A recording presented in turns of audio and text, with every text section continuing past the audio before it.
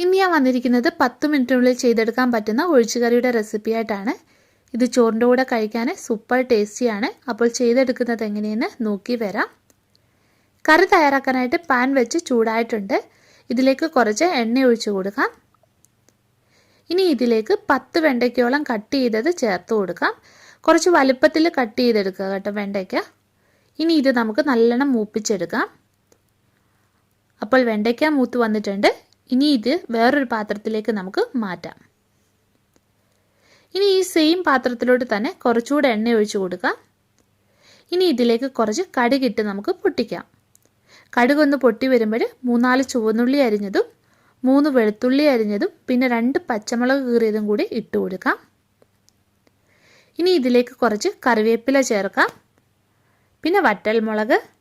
ഇനി ഇത് നല്ലോണം മൂപ്പിച്ചെടുക്കാം. അപ്പോൾ ഇത് മൂത്ത് വന്നിട്ടുണ്ട്. ഇതിലേക്ക് 1/2 ടീസ്പൂണ് മഞ്ഞൾപ്പൊടി ചേർക്കാം, പിന്നെ 1/2 ടീസ്പൂണോളം മുളക് പൊടി, 1/4 ടീസ്പൂണ് ഉലുവാപ്പൊടി. ഇനി ഇത് നല്ലോണം ഇളക്കി കൊടുക്കാം. ഇതിലേക്ക് വറുത്ത് വെച്ച വെണ്ടയ്ക്ക ചേർക്കാം. ഇത് നല്ലോണം ഒന്ന് ഇളക്കി കൊടുക്കാം. ആവശ്യത്തിന് ഉപ്പും കൂടി ചേർക്കാം. ഇനി ഫ്ലെയിം നല്ലോണം കുറച്ചിട്ട് 1/2 കപ്പ് തൈര് അടിച്ചത് ഇതിലേക്ക് ചേർക്കാം. ഇത് 1/2 കപ്പ് തൈര് ഞാൻ ഒട്ടും വെള്ളമില്ലാതെ അടിച്ചെടുത്തതാണ്. ഇത് നല്ലോണം ഇളക്കി കൊടുത്തുകൊണ്ടേ ഇരിക്കുക, അതല്ലെങ്കിൽ മോര് പിരിയുവേ. ചെറുതായിട്ട് ചൂടാകുമ്പോൾ തന്നെ നിങ്ങൾ ഫ്ലെയിം ഓഫാക്കി കൊടുക്കണം.